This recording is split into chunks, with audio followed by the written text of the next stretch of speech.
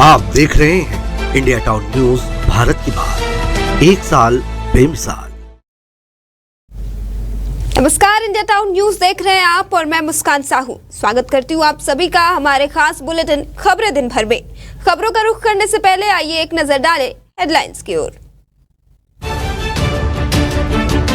अघोषित बिजली कटौती से परेशान ग्रामीण, बिजली ऑफिस और एसडीएम कार्यालय में सौंपा गया ज्ञापन। ब्लॉक कांग्रेस कमेटी के तत्वाधान में कार्रवाई।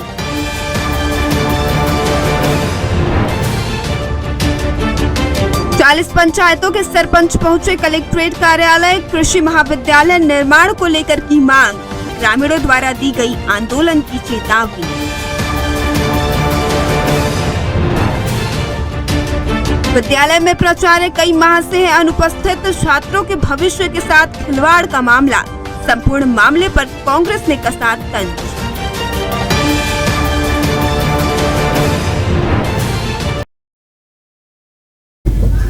खबरों की शुरुआत करने के साथ ही आपको इस वक्त की बड़ी खबर बता दें कि अबूझमाड़ में हुए मुठभेड़ में मारे गए 3 नक्सलियों में से 2 नक्सलियों की शिनाख्तगी DKZS SC रुपेश और DVCM जगदीश के रूप में कर ली गई है। बता दें कि सर्च अभियान में अब तक 1 नग AK-47, 1 नग इंसास, 1 नग SLR तथा 1 नग 12 बोर बंदूक बरामद हुई है। तो वहीं पुलिस महानिरीक्षक बस्तर रेंज सुंदर राजपी द्वारा बताया गया है कि मारे गए नक्सलियों में DKSJC रैंक का शीर्ष नक्सली रुपेश भी शामिल है।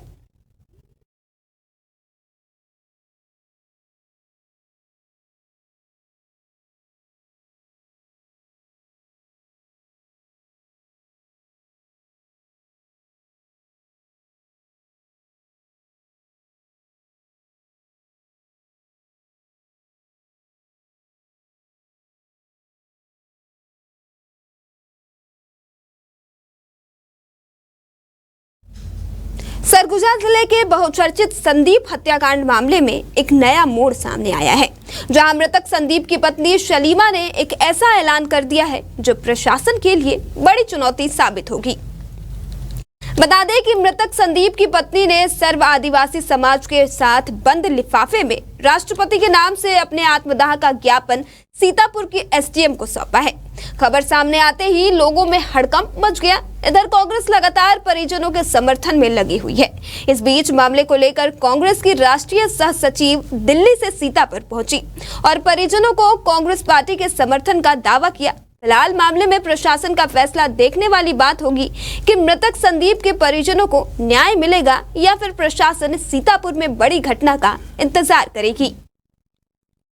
हुआ है, हम गरीब लाचार मजबूर आदिवासी परिवार को सरकार कानून की व्यवस्था का इतने दिनों बाद भी कोई सहारा न मिला, जिससे दुखी होकर मैं सलीमा लकड़ा, पति मृतक संदीप लकड़ा, मेरे 2 मां आत्मदाह करने के लिए अपने जीवन को समाप्त करूंगी। के संबंध में महोदया अति विनम्रता के साथ मेरे पति मृतक संदीप लकड़ा, पिता शीतलाल लकड़ा, उम्र 30 वर्ष, जाति उराव, निवासी ग्राम बेल। सीमा होता है, उसका इंतहा हो गया। आज सुन करके हम लोग भी बड़ा बोझिल और दुखी है। पहली बात तो इस लोगों ने बताया नहीं कि क्या ज्ञापन है, वही बंद लिफाफा हम देंगे। और यहाँ आने के बाद सबके सामने जो बात आया है, जो बात उन्होंने कही है बहुत गंभीर है और सरकार को, प्रशासन को चेतावनी है। ये सरकार में है और हमारे आदिवासी भाई बहनों पे कहर ढाया जा रहा है। हम अपने हकों के लिए लड़ते थे, अभी लड़े हैं और लड़ते रहेंगे। ये ना सोचे कि हमारी ये जो बहन है ये अनाथ है। इनके साथ पूरी कांग्रेस पार्टी, सब जितने भी नेतागण हैं, सब उनके साथ खड़े हैं और इनके हक की लड़ाई हम लड़ेंगे। और हमने इनको ये आश्वासन दिया है कि न्याय का हक मिलने तक हम इनके साथ खड़े। जैसे कि मैंने आपको बताया कि यहाँ का जो कानून व्यवस्था है, यहाँ पे जो सरकार है, न्याय और प्रशासन बिल्कुल ठप पड़ गई है। जो पुलिस है वो बस एक कठपुतली बन के रह गई है सरकार की। जहाँ पे सरकार बोलती है वहां पे उस तरीके से नाचती है। और हमारे जो आदिवासी भाई बहन है या फिर पिछड़े जाति के जो भाई बहन है, उनके ऊपर अत्याचार हो रहा है, दिन ब दिन अत्याचार बढ़ रही है, पर ये सरकार कुछ मृतक संदीप लकड़ा की पत्नी ने ज्ञापन दिया है जिसमें 8 सूत्रीय मांगों के बारे में कहा गया। तो मैं इसे बता दूं कि सभी मांगों पर शासन की तरफ से सकारात्मक पहल हुई है और सभी मांगों पर निर्णय भी ले लिया गया है। अब उनके ऊपर है कि वो उसको किस तरह से लेते हैं और सहमति दर्शाते हैं। लगातार इसमें प्रयास भी किया जा रहा है, समाज से बात की जा रही है और जो पीड़िता है, पीड़ित परिवार है, उनसे भी बात की जा रही है। सभी मांगों पर शासन स्तर पर सहमति है, जो एक उचित उसमें रास्ता जो निकाला गया था उस स्तर की सहमति जो है, और हम लगातार प्रयास कर रहे हैं उनसे बात करके कन्विंस करने का। खबर कोरबा जिले से है, जहां एसीबी चाकाबूड़ा द्वारा प्रभावित क्षेत्र में व्याप्त अनियमितताओं को लेकर युका उपाध्यक्ष दीपेश यादव ने जिलाधीश के नाम ज्ञापन सौंपकर समस्या का समाधान नहीं होने पर चरणबद्ध आंदोलन की चेतावनी दी है। बता दें, युवा कांग्रेस कटघोरा द्वारा उपाध्यक्ष दीपेश यादव के नेतृत्व में आर्यन कोल बेनिफिकेशन चाकाबूड़ा ने प्रभावित क्षेत्र की उदासीनता को लेकर जिलाधीश के नाम ज्ञापन सौंपकर बताया कि प्लांट से आसपास के कई गांव प्रभावित है। नदी का प्लांट के समीप से बहाव होने के कारण इसका फायदा उठाते हुए नदी में लगातार राखड़ छोड़ा जा रहा है, जिससे नदी का पानी काला पड़ चुका है। प्लांट से जुड़ी सभी समस्याओं से प्रशासन को अवगत कराया गया है, जिसको लेकर प्रशासन द्वारा त्वरित समाधान का आश्वासन दिया गया है। दीपेश यादव, उपाध्यक्ष यूथ कांग्रेस कटघोरा। इस चीज की शिकायत को लेकर क्या एसीबी चाकाबूड़ा आर्यन कोल बेनिफिकेशन चाकाबूड़ा जो तहसील कटघोरा अंतर्गत स्थित प्लांट है, जो हमारे गृहग्राम जो है कोरई कसई पालित देवरी प्रभावित है और वहाँ से बहने वाली पलार नदी से वो डैम बनाकर अपना पानी जल आपूर्ति करता है। लेकिन साथ ही बरसात के मौसम में मौके पर और बार बार काला पानी छोड़ता है एवं राखड़ से पूरा नदी पटा हुआ है। उसकी समस्या को लेकर आज हम कलेक्टर के समक्ष आए थे और अपना आवेदन प्रस्तुत किए। क्या परेशानी? नदी में पूरा राखड़ जम जाता है और पानी एकदम काला रहता है, जिससे मतलब निस्तारी की समस्या होती है। साथ ही ग्रामीण क्षेत्र है तो सारे लोग वहाँ निस्तारी के लिए आते हैं। यही सबसे मतलब काला पानी से परेशानी होती है। आर्यन कोल बेनिफिकेशन चाकाबूड़ा। कितने दिनों से हो रहा है? ये लगभग कंपनी का स्थापना 2005 से हुआ है और लगभग तभी से ऐसा निरंतर चल रहा है। अभी तक आपकी शिकायत? इसकी शिकायत पूर्व में हमने जिलाधीश महोदय को भी की थी, उसके बाद अभी तत्काल में कटघोरा एसडीएम को भी किया था, लेकिन कार्रवाई नहीं होने पर हम पुनः कलेक्टर महोदय के पास अपना आवेदन प्रस्तुत किए हैं। क्या आश्वासन दिया गया? उनके द्वारा कहा गया है कि मामले में त्वरित कार्रवाई किया जाएगा। अभनपुर में बिजली की अघोषित कटौती को लेकर ब्लॉक कांग्रेस कमेटी अभनपुर द्वारा बिजली ऑफिस और एसडीएम कार्यालय में ज्ञापन सौंपा गया है। मिली जानकारी के अनुसार अभनपुर में बीते कुछ समय से बिना सूचना के किसी भी समय पर बिजली की कटौती कर दी जाती थी, जिसको देखते हुए ब्लॉक कांग्रेस कमेटी के तत्वाधान में पार्षद और सतनामी समाज के अध्यक्ष के साथ पूर्व पार्षद समेत कई कांग्रेस कार्यकर्ता बिजली ऑफिस पहुंचे और एसडीएम कार्यालय में ज्ञापन सौंपा। कांग्रेस कमेटी अभनपुर की ओर से अघोषित विद्युत कटौती के संबंध में ज्ञापन आया है। तो मैं बताना चाहूंगा कि कल रात जो है तेज आंधी पानी के कारण लगभग रात 1 बजे से 2 बजे के बीच में काफी लाइटनिंग के कारण जो है सप्लाई बंद हुई थी, जिसको हमने जैसे ही लाइटनिंग बंद हुआ था तो तुरंत अभनपुर को 3 बजे के करीब ऑन कर लिया गया था। 11 के भी माना फीडर ब्रेकडाउन था, वो भी सुबह 4 बजे होते होते चालू कर लिया था। और जो भी लाइटें हैं मेरे स्टाफ जो है तत्पर जो है बनाने का कोशिश कर रहे हैं और जल्द से जल्द जो है जो भी व्यवधान आता है उसको दूर करने की कोशिश कर रहे हैं हम लोग। क्या प्रॉब्लम अभनपुर में? क्या अभनपुर के नागरिक इतना त्रस्त हो गया है विद्युत विभाग के मनमानी से कि आए दिन विद्युत विभाग द्वारा अघोषित विद्युत कटौती किया जा रहा है। कभी जरूरतमंद लोगों कभी नल चालू हुआ तो जरूरत पीने के पानी की समस्या है, कहीं की गर्मी, इतना गर्मी पड़ रहा है, इतना उमस है कि बिजली की आवश्यकता हर लोगों को पड़ता है। तो आए दिन ये बिजली की आंख मिचौली ये अच्छी बात नहीं है। इसी को देख करके हम लोग लगातार अघोषित विद्युत कटौती के कारण आज ब्लॉक कांग्रेस कमेटी के तत्वाधान में हम लोग अल्टीमेटम दिए हैं एई साहब को, ठाकुर को, कि बिजली विभाग में अगर सुधार नहीं हुआ तो हम लोग धरना प्रदर्शन करेंगे, घेराव। कांग्रेस कमेटी के तत्वाधान में आज सभी कांग्रेस के पदाधिकारी विद्युत विभाग के एई से मिले और जिस हिसाब से लाइट की कटौती हो रही है, कोई टाइम टेबल नहीं, आंख मिचौली समान लाइट बंद होती है। 10 मिनट फिर आती है। और बीती रात तो लगभग अभनपुर में 8 से 9 घंटा लाइट बंद थी, जिससे त्रस्त होकर हम लोगों ने आज एक ज्ञापन सौंपा और एक अल्टीमेटम दिया है कि यही स्थिति रही तो आने वाले समय में जो धरना प्रदर्शन घेराव होगा उसके जिम्मेदार विद्युत विभाग के लोग रहेंगे। खबर सूरजपुर जिले से है, जहां 40 से ज्यादा पंचायतों के सरपंच सूरजपुर कलेक्ट्रेट कार्यालय पहुंचे, जहां ग्रामीणों द्वारा आक्रोश जताते हुए प्रतापपुर के धोंधा पंचायत में कृषि महाविद्यालय निर्माण की मांग की गई है। बता दें कि महाविद्यालय के निर्माण के लिए धोंधा पंचायत की लगभग 300 एकड़ से ज्यादा की शासकीय भूमि निर्धारित की गई थी, लेकिन नए सरकार में स्थान परिवर्तन किया जा रहा है। इसकी जानकारी पर प्रतापपुर के सभी सरपंचों ने बैठक कर स्थानीय विधायक से गुहार लगाई थी, लेकिन विधायक की उदासीनता के बाद विधायक और सर्वे अधिकारियों से नाराज होकर भारी संख्या में सरपंचों ने कलेक्ट्रेट पहुंचकर नाराजगी जताते हुए कलेक्टर को ज्ञापन सौंपा है। प्रतापपुर ब्लॉक 101 पंचायत है, वार्ड नगर मिला करके प्रतापपुर ब्लॉक मिला करके सारी सरपंचों उन्होंने विचार किया और लोगों से जन जन तक इस बात को जागरूक भी किए हम लोग। और जागरूक करने के बाद हम लोग का मन कहीं भी हम लोग बहुत जगह जमीनों को सर्वे करवाया। अपने विचार से सभी लोग हमारे छोटे जो नेता होते हैं, बड़े नेता होते हैं, जमीनी स्तर के नेता, सभी लोग मिल करके हम लोग के जमीन को मामला ले करके मैटर हम लोग सभी जगह पता किए, लेकिन जमीन कहीं नहीं मिला। जो मिला है हमारे ग्राम पंचायत धोंधा मिला है और वो जमीन उपजाऊ है, पथरीली नहीं है। लेकिन लोगों का कहना है, मतलब वैज्ञानिकों ने जो वहाँ प्रशिक्षण निरीक्षण करने जो आया था, उन्होंने बोला ये जमीन पथरीली है, जो कि पथरीली सर नहीं है। एक वहाँ आप लोग जो है हम लोग चाहते हैं, हमारी जनता चाहती है कि अगर वो वैज्ञानिक अगर सही नहीं देखा है, हम दूसरे वैज्ञानिक को बुला करके फिर से छानबीन करवाया जाए। देखिए, छत्तीसगढ़ सरकार के द्वारा सूरजपुर जिले में प्रतापपुर विधानसभा क्षेत्र के अंतर्गत कृषि महाविद्यालय की स्वीकृति हुई है और जिसको हम लोग प्रतापपुर और वाड्रफनगर दोनों विकासखंड के बीच में धोंधा रमकोला मार्ग पर जो जमीन है वहां बनवाना चाहते हैं। और बहुत पर्याप्त जमीन है, वहां लगभग 200-250 एकड़ जमीन है और निर्विवादित है। वहीं हम लोग चाहते हैं कृषि महाविद्यालय बने, जिससे हमारे क्षेत्र का विकास हो, क्योंकि हम लोग बहुत पिछड़े हुए हैं। कृषि महाविद्यालय के लिए स्थल चिन्हांकन का एक समस्या है। प्रतापपुर क्षेत्र में अधिकांश जो भूमि है वो बड़े छोटे झाड़ के जंगल मत की भूमि है।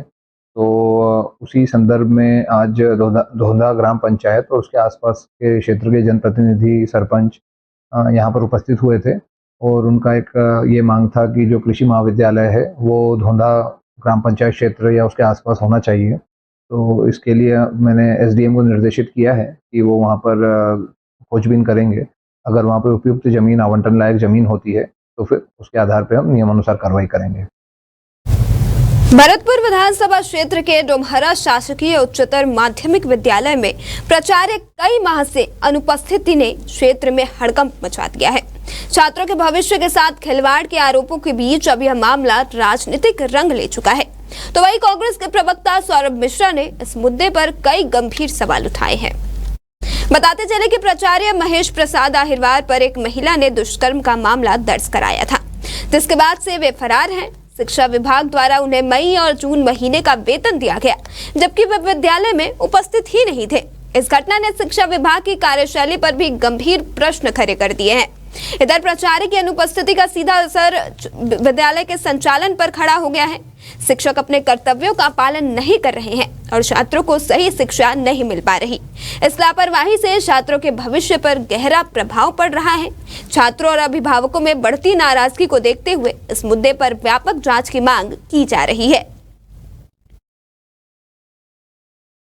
ये जानकारी आई थी तो मैं जिले के कलेक्टर और एसपी को अवगत कराई दी थी और अभी तक कार्रवाई नहीं होना, ये तो बहुत गलत है। आपने फिर से ध्यान दिलाया है, मैं अभी बात करती हूँ। सैलरी निकल जा रही है, सबसे बड़ी ये सैलरी हो जा रही है जब शिक्षक की। ये तो गलत है और जो लोग उसको सैलरी उपलब्ध करा रहे हैं इस पर भी मैं शिकायत करूँगा और उन पर जरूर कार्रवाई होगी। देखिए, बेहद हास्यास्पद मामला सामने आया है। एक शिक्षक जो महिला से छेड़छाड़ के मामले में फरार रहता है, लगातार 3 महीने तक विद्यालय नहीं आता है, उन्हें लगातार सैलरी मिलते रहती है।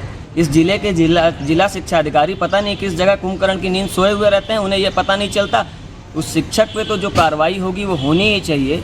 उसके साथ साथ इस जिले के जिला शिक्षा अधिकारी पर भी कार्रवाई तय होनी चाहिए, क्योंकि उनके इस तरीके से शिक्षा विभाग की छवि धूमिलेगी। जो जनप्रतिनिधि बड़े बड़े वादे करते हैं, बड़े बड़े बात करते हैं, इस जिले के बड़े बड़े शिक्षा को क्षेत्र में आगे बढ़ाने की बात करते हैं, उनके विधानसभा क्षेत्र में, उनके जिले में एक शिक्षक को पिछले 3 महीने से सैलरी मिलती है। रेप जैसे, छेड़छाड़ जैसे मामले दर्ज होने के बावजूद मध्य प्रदेश का प्रकरण होने की वजह से हमारे विभाग को जिले को जानकारी लेट से प्राप्त हुई, और जैसे ही जानकारी प्राप्त हुई हम लोगों ने उनके तनख्वाह को रोका है। और कार्रवाई के लिए हम जेडी साहब को भेजे।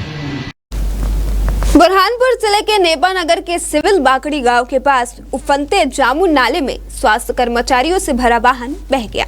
हालांकि ग्रामीणों और पुलिस कर्मियों की सतर्कता से 4 जिंदगियां बच गई हैं। नेपा नगर क्षेत्र में लगातार जारी भारी बरसात से नदी नाले उफान पर हैं। ताप्ती नदी और उसकी सहायक नदियों का जलस्तर काफी बढ़ गया है। इस बीच नेपा नगर तहसील के बाकड़ी गांव में स्वास्थ्य विभाग के कर्मचारियों से भरा एक वाहन उफनते नाले में फंस गया। ये कर्मचारी बाकड़ी में ड्यूटी कर बुरहानपुर की ओर लौट रहे थे। नेपा नगर थाना प्रभारी ज्ञानू जायसवाल और पुलिस कर्मचारियों द्वारा ग्रामीणों की सहायता से कर्मचारियों एवं वाहन को बाहर निकाला गया। आज शाम 4:45 जामुन नाला से एक महिला का फोन आया कि हम बोलेरो गाड़ी में बैठे हैं, बह रहे हैं, तो हमारी हेल्प करिए। की सूचना पर हम लोग तुरंत बाकड़ सिवल के आगे जो जामुन नाला जंगल में पड़ता वहाँ पहुँचे। आज काफ़ी तेज बारिश थी तो नाले में बाढ़ आ गई थी और गाड़ी बह के काफ़ी 1-1.5 किलोमीटर आगे चले गई थी नाले। जैसे सूचना मिली हम लोग तत्काल पहुँचे, फिर सभी को सुरक्षित बाहर निकाल लिया है और गाड़ी को भी काफ़ी मशक्कत के बाद ग्रामीणों की मदद से ट्रैक्टर के द्वारा बाहर निकाला गया। शाजापुर जिले के महूपुरा क्षेत्र में एक बड़ा सड़क हादसा हुआ है। ब्रेक फेल होने से बेकाबू ट्रक ने 2 ऑटो रिक्शा, एक लोडिंग वाहन और 6 मोटरसाइकिल को नुकसान पहुंचाया है। हादसे में एक पालतू कुत्ते की मौत हो गई है।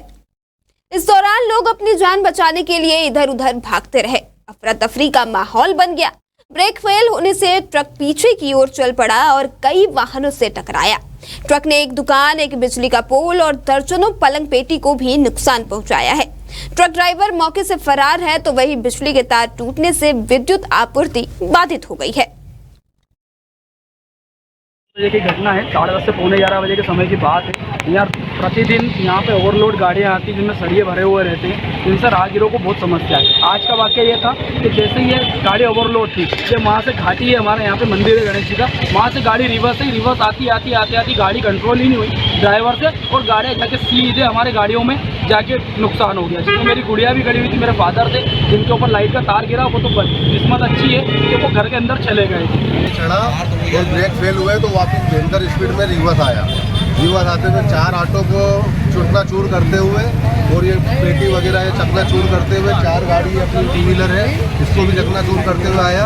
एक कुत्ता भी वो के नीचे गाड़ी उनके नीचे आन के हो गया और मतलब इसको बच्चों की गाड़ी थी वो बच गई है। मतलब कुछ जननी तो नहीं हुई है, कुछ ही हुआ है खाली। और गाड़ी रिवर्स में बहुत स्पीड में आई थी और वहीं से वाहन छूटते आती है और हमेशा ओवरलोड गाड़ियाँ आती हैं और हमेशा हम परेशान होते हैं। जब तो यदि माल की गाड़ी आती है या खाली होती है, हमेशा की परेशानी है, एक दिन की नहीं है। और गाड़ी हमेशा ही सामने ड्राइवर ने रोकी। गाड़ी कौन सी थी? ट्रक था? ट्रक के सामने खड़ा हुआ, अभी खड़ा हुआ है मौके वारदात पे। क्या हुआ था इसके? अगर ब्रेक फेल हो गए थे, रिवर्स ही है, कैसे क्या? ड्राइवर उसमें ही था, स्पीड में आती है गाड़ी हमेशा कुछ ना कुछ। गाड़ी का रिवर्स है क्या? रिवर्स है ये गाड़ी रिवर्स है। वो सारा वाहन उधर ही करती है। 5-10 मिनट। खबर जबलपुर से है, जहां प्रदेश कांग्रेस अध्यक्ष जीतू पटवारी, नेता प्रतिपक्ष उमंग सिंघार, विधायक आरूफ मसूद, विधायक लखन घनघोरिया और सैकड़ों कांग्रेस कार्यकर्ताओं ने आज जबलपुर नगर निगम कार्यालय का घेराव किया। इस दौरान पुलिस और कार्यकर्ताओं में धक्का मुक्की भी हुई है। जबलपुर नगर निगम की अनियमितता और लोगों की परेशानी को लेकर आज कांग्रेस ने नगर निगम घेराव किया। प्रदेश कांग्रेस अध्यक्ष जीतू पटवारी ने राज्य सरकार और मुख्यमंत्री पर जमकर हमला बोला। जीतू पटवारी ने कहा कि मध्य प्रदेश में भाजपा की अलोकतांत्रिक सरकार है। अलोकतांत्रिक व्यवस्था लोगों को लूटने में लगी हुई है और भाजपा सरकार से नेताओं की खरीद फरोख्त में लगी हुई है। हम थक गए हैं रोज अखबार की खबरों से। 10 साल की, 3 साल की, 5 साल की, 6 साल की बेटियों की आबरू लूटी जा रही है और आप रोज भजन और भ्रष्टाचार की बात करते हैं। कांग्रेस पे आरोप प्रत्यारोप, केवल बेटियों के आबरू बचा लो। बस एक काम है कि बेटियों के आबरू ये सरकार बचा ले, यही इनका नंबर 1 काम है।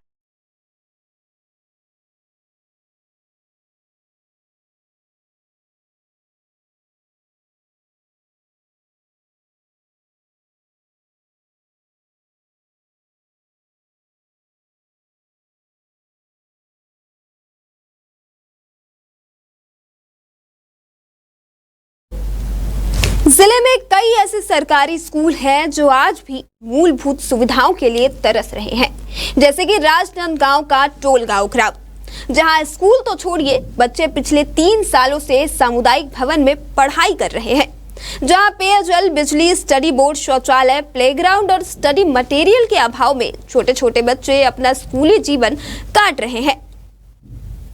खूब पढ़ो, खूब बढ़ो।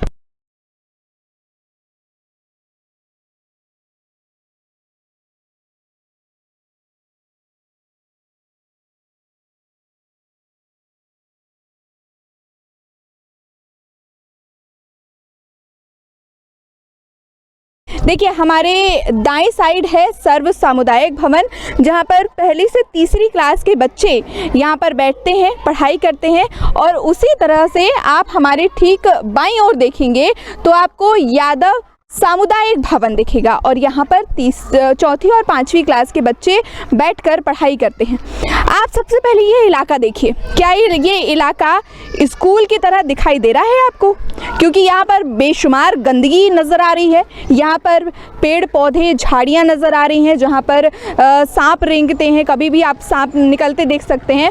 और यहाँ पर गंदगी इतनी ज़्यादा है और आपको पता है कि बारिश का समय चल रहा है और इस बारिश के समय गंदगी के आसार जो हैं वो काफ़ी बढ़ जाते हैं।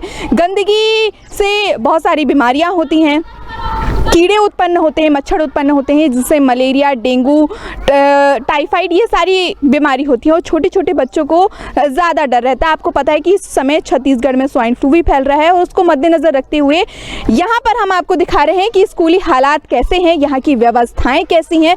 हम अंदर भी जाएंगे, सबसे पहले हम छोटे बच्चों से मुलाकात करेंगे, उनसे बात करेंगे कि क्या वो पढ़ाई करते हैं, कितने बजे वो आते हैं, क्या उनके पेरेंट्स का क्या नाम है, स्कूल में क्या कुछ व्यवस्था उनको मिलती है, हम सब कुछ उनसे बात करेंगे।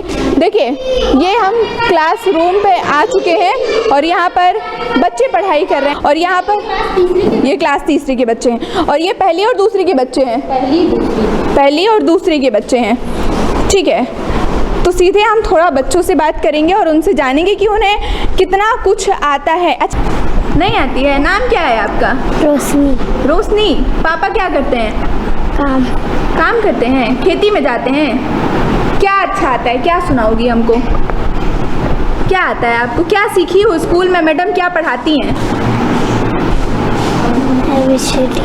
ABCD पढ़ाती हैं, सुनाओ थोड़ी। ABCDEFGHIJKLMN।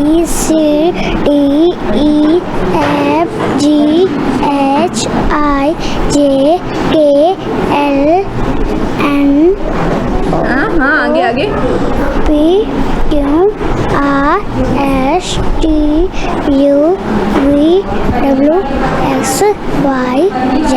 Very good.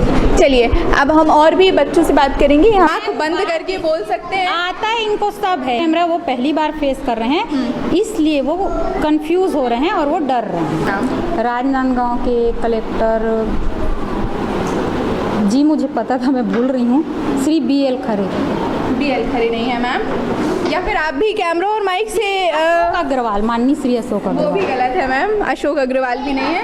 राजनांदगांव की पूछ रहे हैं ना, हम छत्तीसगढ़ का कुछ पूछ रहे हैं ना, हम मध्य प्रदेश का या सॉरी भारत का कुछ पूछ रहे हैं, हम सिर्फ राजनांदगांव का पूछ रहे हैं। मुझे पता था मैम, मुझे पता था, मैं भी थोड़ा सा कंफ्यूज हो रही हूँ, मुझे पता था जी।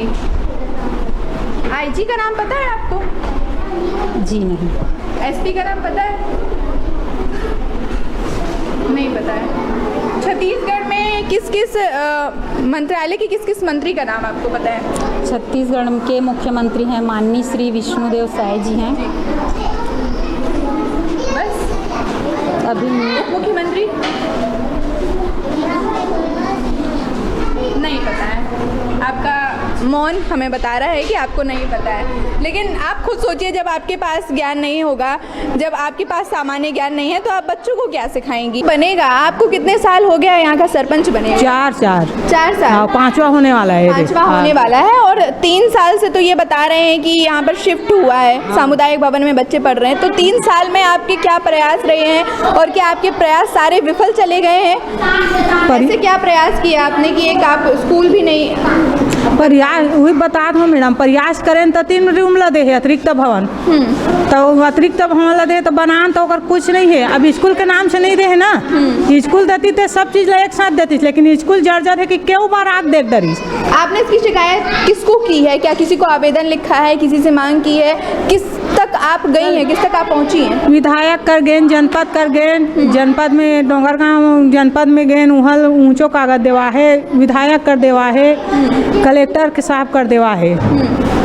आवेदन दिए हैं, क्या बोले हैं? तो वो आश्वासन देंगे कि शासन के सहारे इन बच्चों की ज़िंदगी चल रही है। यहाँ पर कुछ और भी लोग मौजूद हैं, ठीक है, लेकिन वो भाग रहे हैं, कैमरे के सामने वो आना नहीं चाह रहे हैं। हम वहाँ जाएंगे और वहाँ पर आपको दिखाएंगे कि क्या कुछ हालात हैं, क्योंकि वहाँ पर 4वीं और 5वीं क्लास की कक्षा आप देख सकते हैं वहाँ पर लगी हुई है, और वहाँ के बच्चों से कितना कुछ आता है वो भी हम आपको दिखाएंगे। आपको बता दें, ये पूरा जंगल एरिया है, चारों तरफ यहाँ पर पेड़ पौधे लगे हुए हैं, और यहाँ पर सांप बिच्छू आने का कभी भी डर रह सकता है, और ऐसा नहीं होता। हर रोज़ यहाँ पर सांप निकल आते हैं। आज भी जब हम कवरेज के लिए आए थे तो यहाँ पर हमें एक सांप दिखा था, जिसका शिकार बच्चे कभी भी हो सकते हैं, लेकिन कोई व्यवस्था नहीं है यहाँ पर। एक चीज़ और हम आपको रुक कर बताना चाहते हैं कि ग्रामीण इलाकों में सरकारी स्कूल की जो सुविधाएं होती हैं और जो सरकारी स्कूल होते हैं उससे हम बहुत ज़्यादा अपेक्षा नहीं कर सकते, लेकिन ये स्थिति जो है ये भी अपेक्षा नहीं की जा सकती। ये अपेक्षा नहीं किया जा सकता कि यहाँ पर ना ही पीने का पानी है, ना ही शौचालय है, ना ही एक ऐसा वातावरण है जहाँ पर बच्चे अच्छी तरीके से पढ़ाई करें, अच्छे तरीके। यहाँ पर खेलने की भी बच्चों को व्यवस्था नहीं है। आप देखिए, पूरी तरफ चारों तरफ गंदगी ही गंदगी आपको नज़र आएगी, और ऐसे में बच्चे कैसे पढ़ाई करेंगे? हमें लगता है कि वो ज़्यादा तो बीमार रहते होंगे और कम पढ़ाई करते होंगे। 3 क्लास के बच्चे हैं, हमें लगता है 10-15 बच्चे आपको यहाँ पर नज़र आएंगे। हम चाहेंगे ऐश्वर्या आप अंदर आकर दिखाइए कि ये सभी बच्चे यहाँ पर बैठे हुए हैं, किताब खोल कर बैठे हुए हैं, और किनसे क्या कुछ आता है। आपका नाम क्या है? रीना कुमारी साहू। रीना कुमारी। आपके पापा क्या करते हैं रीना? टाइल्स लगाते हैं। टाइल्स लगाते हैं। किताब खोल के आप बैठी हो, आपसे पढ़ाई करते आते हैं, पढ़ते आते हैं? पढ़ के बताओ।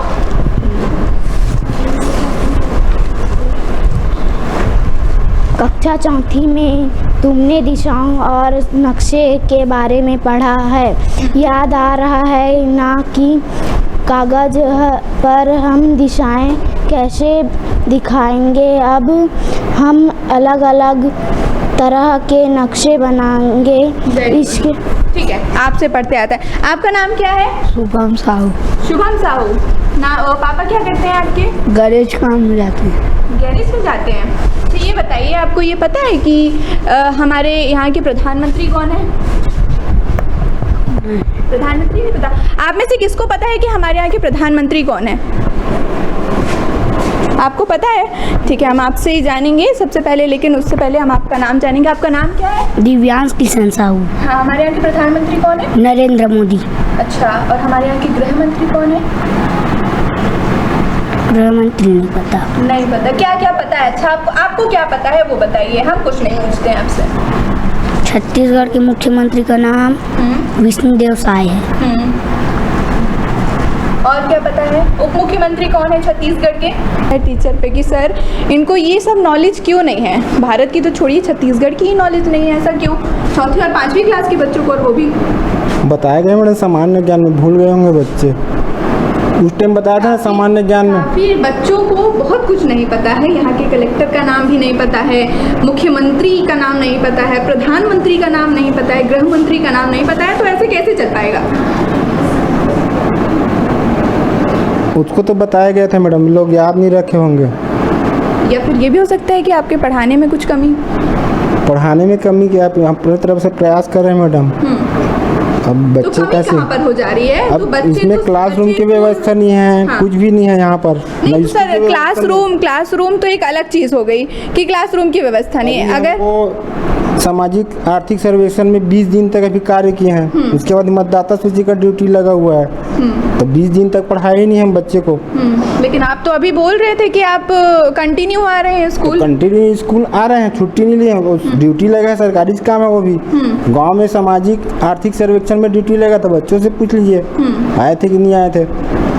उसके बाद अभी मतदाता सूची सत्यापन का ड्यूटी कब से लगा हुआ है आपका? कितना टाइम हो गया आपकी ड्यूटी में जाते हुए? 1 तारीख से गया हूँ, अभी भी आया हूँ मैं। 20 भर हुआ जा रहा है, 20 दिन तक लगातार ड्यूटी किया हूँ बाहर, ठीक है, गैर शिक्षक की कार्य। ठीक है, तो 20 दिन के पहले हाँ। स्टाफ में 2 ही लोग हैं, 5 क्लास है, तो पढ़ाने लिखाने में दिक्कत होती है।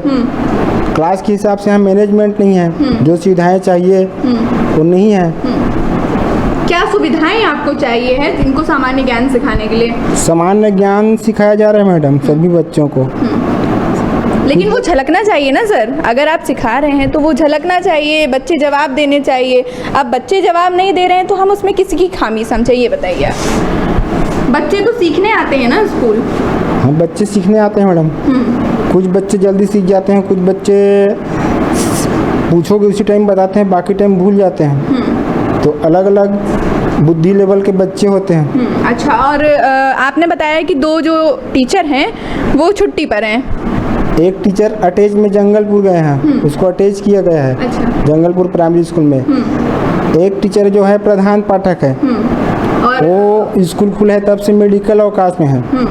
उनका नाम क्या है? श्रीमती चित्रलेखा साहू, प्रधान पाठक शासकीय प्राथमिक शाला जटोला गाँव। तो चित्रलेखा मैडम कब से 2 महीने 2.5 महीने से छुट्टियों पर है? स्कूल खुले तब से मेडिकल अवकाश में बोले ना। सारा स्कूल खुले मतलब जून से, ठीक है। और इसके पहले क्या वो यहाँ पर आती नहीं? इसके पहले छुट्टी था 1.5 माह का ग्रीष्मकालीन अवकाश, उसके पहले आती थी। तो मतलब अभी 2.5 महीने से वो अवकाश पर हैं। चित्रलेखा मैडम जो यहाँ की प्रधानाचार्य हैं, आपको बता दें कि वो 2.5 महीने से अवकाश पर हैं और यहाँ पर सिर्फ 2 लोग हैं। कितनी स्ट्रेंथ है सर?